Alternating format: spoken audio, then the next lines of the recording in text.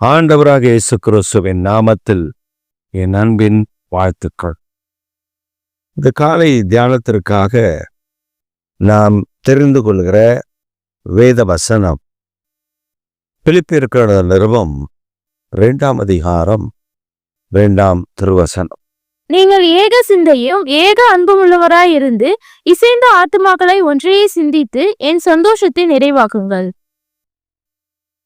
ஏக சிந்தை, ஏக அன்பு உள்ளவர்களாய் இசைந்த ஆத்துமாக்களாய் இருந்து என் சந்தோஷத்தை நிறைவாக்குங்கள். பவுலடியார் அவர்கள் பிலிப்பு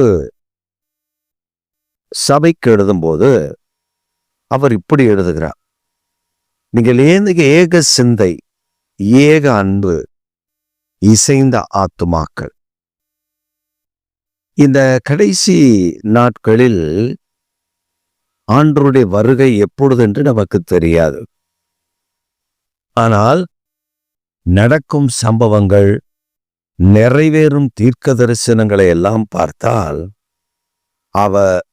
இதோ நான் சீக்கிரமாய் வருகிறேன் என்று சொன்ன நாட்கள் இந்த நாட்களாக இருக்கும் என்பதில் ஐயமில்லை. அவர் எப்பொழுது வேண்டுமானாலும் வரலாம். சிலர் அதற்கு சில நாட்களை குறிப்பார்கள். குறித்தவர்கள் இந்த பூமியில் இல்லை. ஆனால் பேதுரு சொல்லும்போது சொல்லுகிறார், தாமதிக்கிறார் என்று சிலர் சொல்லுகிறபடி கர்த்தர் தம்முடைய வாக்கு தத்தத்தை குறித்து தாமதமாயிராமல். ஏன் தாமதிக்கிறாரா? அவர் தம்முடைய வாக்கு தத்தத்தை குறித்து தாமதமாயிராமல் ஒருவரும் கெட்டு போகாமல் எல்லாரும் நித்திய ஜீவனை அடையும்படி அவர் நீடிய சாந்தம் உள்ளவராயிருக்கிறார், பொறுமை உள்ளவராயிருக்கிறார், அன்புள்ளவராயிருக்கிறார். அப்ப பவுலடியார் அவர்கள் சொல்லும் பொழுது ஏக சிந்தை. இப்ப நம்முடைய எண்ணம் யார் மேல இருக்கணும் அப்படின்னா, கிறிஸ்து இயேசுவுடைய சிந்தை நமக்குள்ள இருக்கணும். நம்முடைய அன்பு எப்படிப்பட்டதா இருக்கணும்னா, கிறிஸ்து இயேசுவனுடைய அன்பாய் இருக்கணும். அவருடைய தியாக அன்பை போல இருக்கணும். இப்ப நீங்க ஒரு ஒரு ஒரு இடத்துக்கு நம்ம போறோம், ஒரு ஹோட்டலுக்கோ அல்லது ஒரு ஏதோ சம் பிளேஸ், ஏதோ ஒரு இடத்துக்கு போறோம். ஹோட்டலுக்கே வச்சுக்குவோம். அந்த ஹோட்டல்ல போறோம், நம்ம கையில போதுமான அளவு காசு இருக்கு. அதாவது சில நேரத்தில் ஒரு தோசை சாப்பிட்றது தான் காசு இருக்கும், ஒரு செட்டு பூரி வாங்க தான் காசு இருக்கும். இப்போ நாங்கள் எங்கள் ஃப்ரெண்ட்ஸுங்களோட போனோம்னா, டீ கடைக்கு போனாலே, நாங்கள் பைபிள் காலேஜ் படிக்கிற காலத்தில் கிட்டத்தட்ட 97, 98 அந்த காலகட்டத்தில் நாங்கள் ஒரு 4 பேர் சேர்ந்து டீ கடைக்கு போகிறோம்னு வச்சுக்கோங்களேன். ஒரு டீ வாங்கி 4 டீ வாங்கி எங்களால் குடிக்க முடியாது. அப்போ அவ்வளோ காசு இருக்காது. ஏன்னா பைபிள் காலேஜில் இருக்கோம். அப்போ அவ்வளோ காசு இருக்காது. அப்போ நாங்கள் என்ன பண்ணுவோன்னா, அங்கே உள்ள டீ கடையில் நாங்கள் 1/2ன்னு சொல்லுவோம். 1/2 அப்படின்னு நாங்கள் அந்த டீ கடைக்காரர்கிட்ட சொன்னால், ஒரு ஃபுல் கிளாஸ் கொடுக்குற டீயை அவர் பாதி ஆக்கி 2 கிளாஸில் அவர் 4 1/2 2 அப்படின்னு சொல்லிட்டோன்னா 4 போட்டு கொடுத்துருவார். நீங்கள் அதே டீயை அதே போல் டீ இங்கே மற்ற இடங்கள்ல, அதாவது மதுரையில் நாங்கள் குடிக்கும்போது அப்படி சில கடைகள் இருக்குது. அதில் தேடி கண்டுபிடிச்சு தான் போய் குடிப்போம். மற்ற கடைகளில் இங்கே தான் குடிச்சோன்னா, இங்கெல்லாம் கேட்டோன்னா கிளாஸே அரை தான் இருக்கும். கிளாஸில் டீ அரை தான் இருக்கும். அப்புறம் அவன் 1/2 எப்படி போடுவான்? இப்போ நம்ம ஒரு இடத்துக்கு போகிறோம், ஒரு ஹோட்டல் போகிறோம், கையில் நிறைய காசு இருக்குது, போதுமான அளவு நான் சாப்பிட்டு போக மீதமான காசு என்கிட்ட இருக்குது அப்படின்னு நான் ஒரு ஹோட்டலுக்குள்ளே போகிறேன்னு வச்சுக்கோங்க. அங்கே ஒரு ஏழை, அந்த சாப்பாட்டுக்கு ஏங்கிட்டு இருக்கிற ஒரு ஏழை, இந்த ஹோட்டல் வாசலில் கொஞ்சம் பேர் இருப்பாங்க, எப்போதுமே இருப்பாங்க. அந்த மாதிரி ஏழைகளை பார்த்துட்டு நாம் இப்படிதான் அப்படின்ட்டு நம்ம போயிடுவோம். ஆனா அமெரிக்கா தேசத்துல ஒரு ஹோட்டல் ஒன்று நம்ம இந்தியாவை சார்ந்த விசுவாச குடும்பம் வைத்திருந்தது. இப்போ அவங்க இருக்காங்க, அமெரிக்காவில் தான் இருக்காங்க. அந்த ஹோட்டலில் என்ன பண்ணுவாங்கன்னா, அந்த ஊருடைய வழக்கம், அந்த ஊருடைய பழக்கம், அது நம்ம ஊர்லலாம் அந்த மாதிரி எப்போ வருமோ தெரியாது. அந்த ஊர்ல ஒரு வழக்கம் இருக்கு. அப்போ அவங்க என்ன பண்ணுவாங்க, அந்த ஹோட்டலுக்கு போவாங்க. ஹோட்டலுக்கு போயிட்டு ஒரு காஃபி கேட்பாங்க. அப்போ அந்த ஹோட்டல் கடைக்காரர் ஒரு காஃபி போட்டு கொடுப்பார். ஒரு காஃபி போட்டு கொடுத்த உடனே காசு கொடுக்கும்போது அவங்க என்ன பண்ணுவாங்க, கிஃப்ட்டு 2 காஃபி கிஃப்ட்டுன்னுவாங்க. ஓகே அப்படின்ட்டு அவர் 2 காஃபி கிஃப்ட் எடுத்துட்டு அந்த காசெல்லாம் 3 காஃபிக்கு காசு எடுத்துட்டு அவர் மீதியை கொடுத்துருவார். இது என்ன ஆகும்னா, யாராவது இந்த ஏழைகள் அவங்களுக்கு தெரியும் இந்த ஹோட்டல்ல கிஃப்ட் காஃபி இருக்கா கேட்பா. அவங்க வருவாங்க, sir can I get gift coffee அப்படின்பாங்க. உடனே சொல்லுவேஸ் 4 காஃபி அவைலபிள் அப்படின்பார். ஏன்னா அங்கே 4 பேர் 4 காஃபிக்கு ஏற்கனவே யாரோ காசு கொடுத்துருக்காங்க. உடனே அவர் போகிறவர் ஒரு காஃபி, அவருக்கு தேவை 1.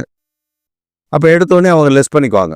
ஒரு காஃபி போயிடுச்சு, இன்னும் 3 காஃபி இருக்குது அப்படின்ட்டு.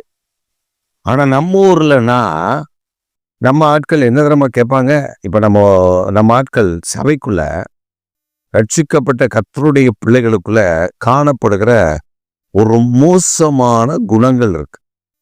என்ன குணம்னா, நான் சம்பாதிக்கிறேன், நான் கஷ்டப்பட்டு சம்பாதித்தேன், அதை எப்படி நான் காணிக்க போட முடியும், அதை எப்படி நான் தசமாக கொடுக்க முடியும், அதை எப்படி நான் ஊழியத்துக்கு தர முடியும் அப்படின்னு விதண்டாவாதம் பேசுகிற சில ஆட்கள் இருக்கிறாங்க. அவன் பேசுறது மட்டும் இல்லை, காணிக்க கொடுக்க வர்றவங்களையும் கொடுக்க விடாம, அதெல்லாம் காணிக்கலாம் போடாதீங்க, நீங்க வேற, அவர் நிறையா அந்த சபையில நிறைய காசு வருது, இந்த சபையில நிறைய காசு வருது, நம்ம போட்டு தான் அங்கே ரொம்ப போதா அப்படின்னு ஒரு என்ன சொல்றது, இருதயத்தை கெடுத்து விடுகிறது. இப்போ போதகர் சொல்வார், நம்ம சுவிசேஷம் அறிவிக்க போகலாம், இந்த நாளில் இந்த ஏரியாவில் நம்ம சுவிசேஷம் அறிவிக்க போகணும் அப்படின்னு சொன்னால், நம்மளால உடனே ஒரு ஒரு டீம் இருக்கும் உள்ள சபைக்குள்ள, 1-2 இருக்கும். அது என்ன பண்ணணும், உடனே ஏன் அந்த ஏரியாவுக்கு போகணும், எனக்கு வேலை இருக்கு, நான் அந்த வேலை இருக்கு, இந்த வேலை இருக்கு, இதை விட்டு வர முடியுமா, பாஸ்டியம் இந்த வாரம் சொல்றாரு, அது முன்னாடியே ஒரு மாதம் முன்னாடியே சொல்லணும் அவர், அடுத்த வாரம் போகிறதுக்குலாம் இந்த வாரம் சொன்னாலும் நம்மளால வர முடியாது அப்படின்னு அங்கேயே இருக்கக்கூடிய விசுவாசிகள் நடுவில் பேசுறது. இது பாஸ்டருக்கு தெரியாது. பாஸ்டர் அனௌன்ஸ்மெண்ட் பண்ணிட்டு எல்லாருக்கும் ஸ்தோத்திரம் சொல்லிட்டு அவர் ஆஃபீஸ் ரூம்லேயோ வேற எங்கேயும் யாருக்கும் ஜோம் பண்ணிட்டு இருப்பார். இங்கே ஒரு மாநாடு, பின்னாடி உட்காந்து ஒரு மாநாடு போட்டு அதெல்லாம் போக முடியாது, இந்த ஏரியாவுக்குலாம் போக முடியாது, அந்த ஏரியாவுக்கு போக முடியாது, அவர் கிடக்கிறார் அப்படின்ட்டு ஒரு 50 பேர் ஊழியத்துக்கு வர அன்னைக்கு ஊழியம் செய்ய ரெடியாக இருக்கிறாங்கன்னா அதில் 30 பேரை 20 பேரை கெடுத்து விட்டுறது. அவரு ரொம்ப சீனியருங்க சர்ச்சில், அவரே வரலன்றாரு, நம்மளாம் இப்போ வந்தவங்க, நம்ம எதுக்கு போனோம் அப்படின்னு அவங்க தடைப்பட்டு நின்றுவாங்க. அப்போ இதெல்லாம் பிடிப்பு சபையில் நடந்து கொண்டிருக்கிறத பவுல் கவனித்து சொல்றாரு, நீங்க ஏக சிந்தை உள்ளவர்களாய் இருக்கணும். சபையில ஒரு காரியம் அப்படின்னா நம்ம ஏக சிந்தையோடு அதை செய்யணும், ஏக அன்போடு செய்யணும், கிறிஸ்துவின் அன்போடு செய்யணும். ஒரு சபையில ஒரு அம்மா வேலை செய்ய வரும், ஒரு சாதாரண ஜீன்ஸ் பேண்ட், ஒரு ஷர்ட் போட்டுட்டு வந்து அந்த சபையை ஃபுல்லாக சேர்ஸ் எல்லாம் தொடச்சி எல்லாம் பக்காவாக க்ளீன் பண்ணி அந்த அம்மா ஒரு ஆள் சர்வீஸ்க்கு முன்னாடி அன்னைக்கு காலையில் விடிய வந்து எல்லாம் பெருக்கி வெடுத்து எல்லாம் க்ளீன் பண்ணி சபையில் போட வேண்டியதை அந்த மேட்டெல்லாம் போட வேண்டியதெல்லாம் போட்டுட்டு சேர்ஸ் எல்லாம் கிளியர் பண்ணிட்டு அவங்க போவாங்க. இது வந்து வழக்கமாக அவங்க வச்சுருக்காங்க. ஞாயிற்றுக்கிழமை வந்து கொஞ்சம் நல்லா பக்காவாக க்ளீன் பண்ணிட்டு போயிடுவாங்க. ஒரு நாள் ஒருத்தர் வராரு. அவர் வந்து ஒரு என்ன சொல்கிறது, பென்ஸ் கார் வாங்கியிருக்காரு. பென்ஸ் காரில் வராரு.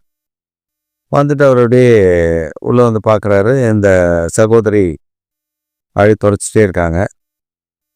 தொடச்சிட்டே இருந்தோடனே இவர் நேராக அவர் வேலை முடிக்கிறவரு வெயிட் பண்ணி வந்து சொல்கிறாரு, கர்த்தர் வந்து என்ன உங்களுக்கு உங்ககிட்ட அனுப்புனது நோக்கம் இப்போ தான் தெரியுது. ஒரு $100 கையில் எடுத்து இந்தாங்க, இதை வச்சுக்கோங்க, கர்த்தர் உங்களை ஆசீர்வதிப்பார் அப்படின்னோடனே அந்த அம்மா சிரிச்சுட்டே நோ நீட் அப்படின்றாங்க. வேண்டாம்ப்பா, யாராவது ஏழைக்கு கொடுங்க. உடனே அவர் சொல்கிறாரு, நீங்களே எப்படி இருக்கீங்க, உங்களுக்கு தேவை, அதனால தான் கர்த்தர் இன்னும் இந்த காலையில் ஆராதனைக்கு அரை மணி நேரத்துக்கு முன்னாடியே நான் வந்திருக்கேன் பாருங்க, உங்களை பார்த்து கொடுக்கத்தான் அப்படின்றார். இவங்க வேண்டாம், நான் வந்து நல்லா இருக்கேன், எனக்கு ஒன்றும் பிரச்சனை இல்லை, இந்த காசு வேண்டாம்னு ரொம்ப கம்பல் பண்ணுறாரு. அப்புறம் அவங்க சிரிச்சுட்டே no brother, gone give to poor அப்படின்ட்டு அவங்க போயிட்டாங்க. உடனே இவர் ரொம்ப தென்னாட்டா, நான் பென்ஸ் காரில் வந்திருக்கேன், இவங்க ரொம்ப ஏழை, ஆண்டவர் கொடுக்க சொன்னார், கொடுத்தேன், வாங்கலை அவங்க அப்படின்ட்டு அவங்கள ரொம்ப ஏளனமாக பார்த்தார். அவங்க போனாங்க. அவங்க ஏதோ ஒரு ஓட்ட 2 வீலர் எடுப்பாங்க, இல்லை சைக்கிள் எடுத்துகிட்டு அவங்க வீட்டுக்கு போவாங்க அப்படின்னு நினச்சிட்டு இவர் பார்த்துட்டே இருக்கார். வெளில வந்து அவங்க போனாங்க. புது BMW கார், ஹை ரேஞ்சில் உள்ள கார். ரிமோட்டை எடுத்து கார் ஓப்பன் ஆகுது. இவங்க போய் உட்காந்து காரை ஸ்டார்ட் பண்ணிட்டு, இவர் காருக்கு முன்னாடி, அந்த மனிதனுடைய காருக்கு முன்னாடி அந்த BMW காரு பல மடங்கு விலை உயர்வு, பல மடங்கு. அப்படி வந்தார். அந்த அந்த சகோதரி அந்த காரில் அவர்கிட்ட வந்து அவங்க விசிட்டிங் கார்டை எடுத்து, if you need any help please contact me அப்படின்ட்டு ஒரு விசிட்டிங் கார்டை கையில் கொடுத்துட்டு அவங்க போயிட்டாங்க. இவர் அந்த விசிட்டிங் கார்டை பார்த்த உடனே இன்னும் பேரதிர்ச்சி. ஏன்னா இவங்க கம்பெனியுடைய சிஇஓவே அவங்க தான். இவங்க கம்பெனியுடைய சிஇஓ வந்து கம்பெனியில் வரும்போது ரொம்ப பிரைட்டாக, ரொம்ப நீட்டாக, அவ்வளோ டீக்காக ட்ரெஸ் பண்ணியிருப்பாங்க. இங்கே அந்த அம்மா சர்ச்சுக்கு வரும்போது ஒரு சாதாரண, ஏன்னா கிளீனிங் ஒர்க்கு, க்ளீன் பண்ணிவிட்டு போய் குளிச்சுட்டு மறுபடியும் சர்ச்சுக்கு வரணும். அவங்க சாதாரணமாக வந்திருக்கிறத பார்த்துட்டு இவர் ஏகபோகமாக இடம் போட்டார். அதான் பிரச்சனை. இப்போ நமக்கு தேவனுடைய ஏக சிந்தை, தேவனுடைய ஏக அன்பு, ஆத்துமாக்கள்ல ஒரு மனம். இப்போ நம்ம எல்லாம் ஒரு மனம் உடையவர்களாக இருந்தால், ஒரு மனம் உடையவர்களாய் நாம் காணப்பட்டா, இந்த மாதிரி மற்றவர்களை நாம் தரக்குறைவாக எடை போட மாட்டோம். தரக்குறைவான இடம் போட மாட்டோம். ஆவியானவர் நம்மகிட்ட தெளிவாக பேசுவார். நான் பணம் வச்சுருக்கேன் அதனால் இவங்களுக்கு இல்லை. ஆவியானவர் ரொம்ப கிளியராக பேசுவார். ஒரு ஒரு ஒரு ஒரு ஒரு ஒரு அம்மா இருக்காங்க, வயசானவங்க, எங்கள் சபைக்கு வருவாங்க. அந்த அம்மா அது காலையில் 4 மணிக்கு எந்திச்சு ஜெபம் பண்ணுவாங்க. ஜெபம் பண்ணும்போது கர்த்தர் சொல்லுவாராம், இன்னைக்கு நீ கறி வாங்க வச்சிருக்கிற காசு, அந்த அம்மா ஒரு ஆள் தான், சிங்கிள் தான். அதனால் அந்த அம்மா வந்து ஒரு 100 ரூபாய்க்கோ 100 ரூபாய்க்கு தான் கறி வாங்குவாங்க அவங்க. அப்போ அவங்க என்ன பண்ணுவாங்க, ஆண்டவர் சொல்லுவார், அந்த கறி வாங்குற காசை கையில் எடுத்துக்கோ, இன்னைக்கு கறி உனக்கு வந்து நீ வாங்க வேண்டாம், அந்த கையில காசு எடுத்துக்கோ. உன் வலது பக்கத்துல உட்கார்ந்துருக்கிற அந்த சகோதரி, அந்த பெண்ணுக்கு இந்த காசை கொடு. இவங்களுக்கு ஒண்ணுமே தெரியல. ஆனா இவங்க போய் உட்கார்ந்தா அந்த வலது பக்கத்துல ஒரு அம்மா, ஒரு அம்மா 2 பிள்ளையோட வந்து உட்காருது.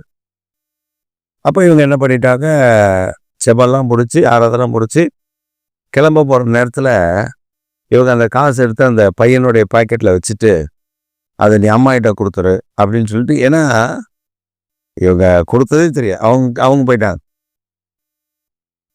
இந்த அம்மா வெளியில வரும்போது அவன் பையன் சொல்றான், மாமா அந்த ஆன்ட்டி, அந்த ஆயா வந்து எனக்கு காசு கொடுத்தாங்க. அம்மாவுக்கு ஒரே கண்ணில் கண்ணீர். என்னன்னா அழுகுறாங்க பயங்கரமா.